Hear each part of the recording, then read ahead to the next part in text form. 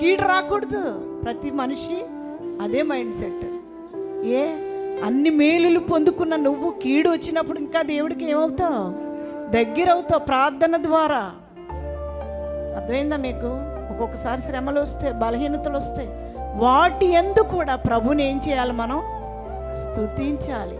ఆయన చిత్తం ఎలా ఉంటే అలా అని మనం గొప్పోళ్ళమేమి ఎలా. ఒకవేళ ఆ బాధ వల్ల బ్రతికే కన్నా చనిపోవడం దేవుని చిత్తమైతే ఆయన తీసుకుంటాడు. కొంచెంమంది కదండి చాలా బాధ బ్రతికి భరించలేని బాధలు. ఏ డాక్టర్ ఆ మందు ఇవ్వలేడండి. అలాంటి పరిస్థితుల్లో దేవుని దగ్గరికి వెళ్ళిపోవడమే చాలా మంచిది. మనము కూడా ఒకటే ఆలోచించాలి.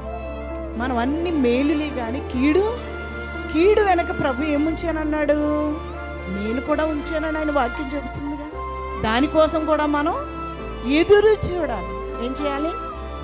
ఎదురు చూస్తేనే దేవుడు కార్యాలు జరిగిస్తాడు. దేవునికి స్తోత్రాలు చెల్లిద్దాం.